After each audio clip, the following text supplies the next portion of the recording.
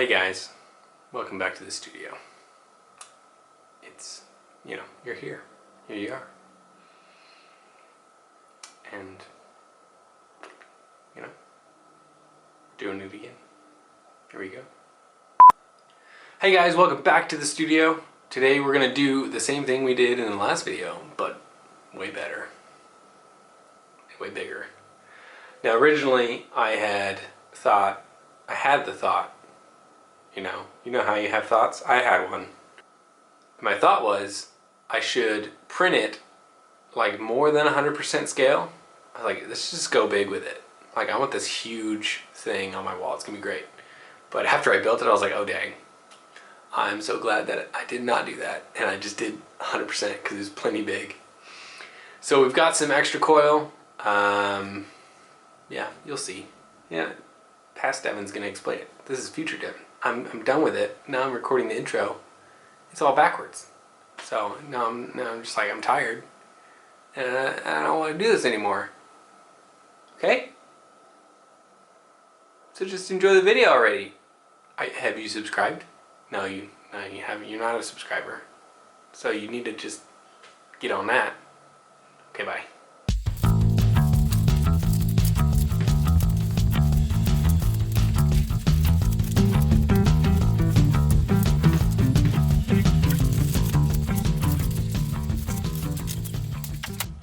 So it's 43 individual little pieces, and there's over 200 individual connections, and each connection is going to get riveted together. So this is a pretty big puzzle. So the first thing I did, besides that, is I printed out and put together a scale model of this, just like with the Fox, just to see how it would go together. Except this time I didn't take the time to actually do any of the folds. I just like taped it all together willy-nilly, and this is kind of what it looks like. And then that also tells me, because this is a two-part thing, right? So I don't have to do O, Z, or N, because that's where it overlaps. I'm not going to do a two-part mask. I'm going to put these all together and custom make the tabs along this seam and just kind of put it all together myself. So we don't have to do that. And then I didn't bother doing the horns or the ears either. I just needed to know where everything was going. And then this also kind of gives me a sense of the angle of the bends at each place, because we're going to use a bender. Mega model it first, get a sense of what you're building. And this is a 50% scale, and then we're going up to 100% with the real one. Because on the other one we used dinky little cans like this. Well, actually we used Dr. Pepper cans. These ones are a little bit bigger. We got to make the cow head, if you saw that on my Instagram, out of these ones. They're a little bit bigger. But for this one, we're using this. This is 24 gauge aluminum coil that you use to make fascia wrap and gutters and flashings, all kinds of stuff is made out of this stuff. And this is extra from a job that I did a couple weeks ago, and I asked my crew to save me some of it so I could do this project. I've got a couple cutoffs of this scrap, so hopefully I have enough to fit all 43 pieces on there.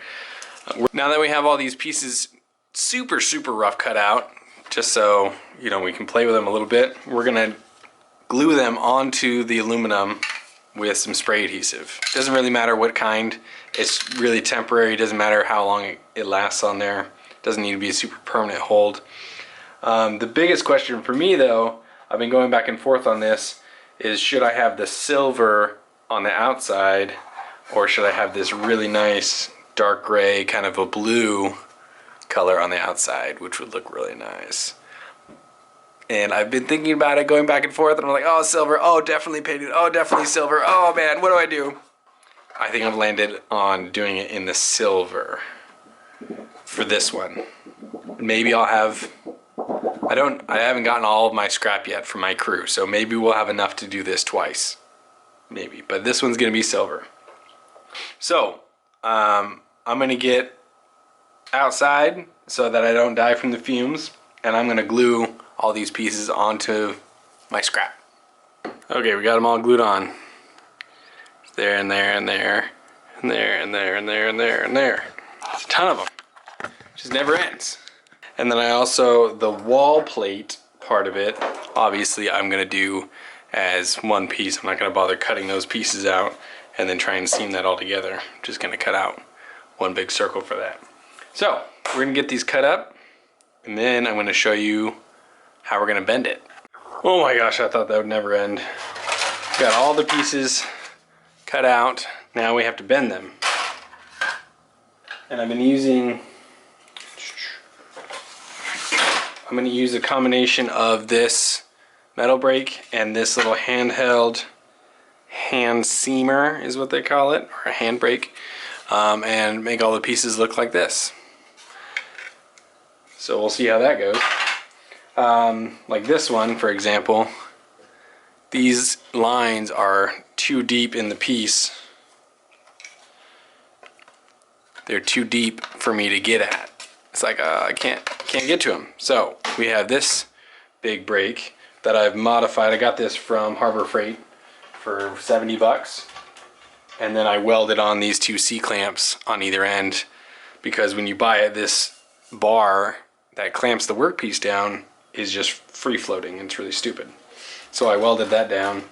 So now we can just shove this in here, if we can raise this up enough. So you raise that up, line everything up where you want it.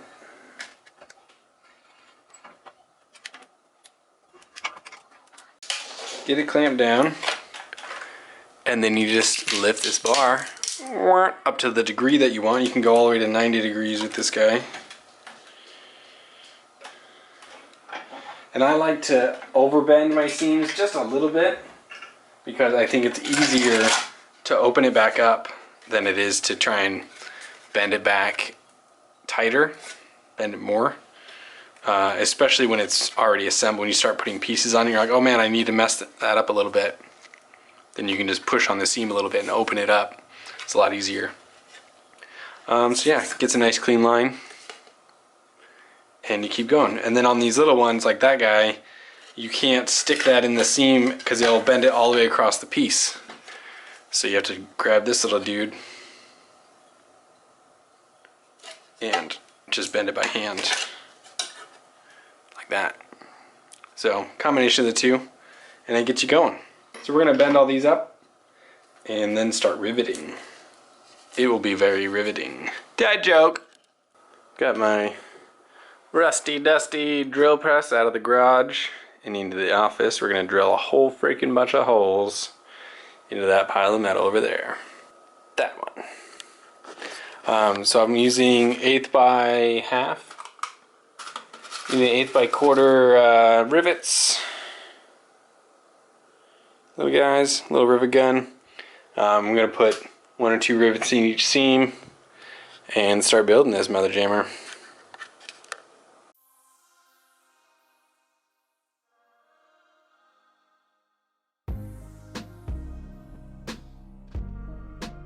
Drill press was a terrible idea. It doesn't work. 2 drills is much better. I have 1 1/8" bit, and those go in all the tabs so that we get a nice strong hold on all the rivets, because that's the inside. It says to use slightly larger, but 1/8 goes in, it's fine. It's just a little tight. And then I have a 5/16 bit for the faces. That's the part that you like see. So there's a little bit of wiggle room, and then it's really easy to put in. So we got 2 drills, 2 sizes, and it's working good so far.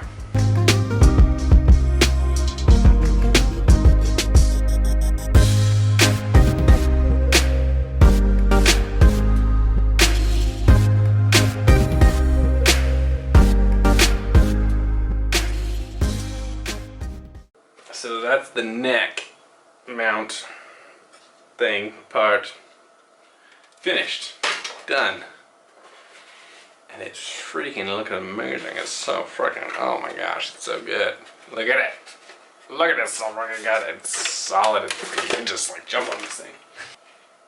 So this is the mount section, right? And the head section slips over that. And originally I was planning on cutting all these off and making them into tabs, because these are all like all these little bits sticking out. They're the redundant pieces that overlap the head part. So I was gonna cut those off and make them into tabs and like make new pieces and put them all together, but that's just all a bunch of extra work, right? This thing zoom out more? No. So I'm gonna build the head and just slip it over. This all gets hidden, and then that new seam, drill a hole and pop a rivet, and it'll be there for good. So we're done with this piece for a while. We're gonna go off and build the head now.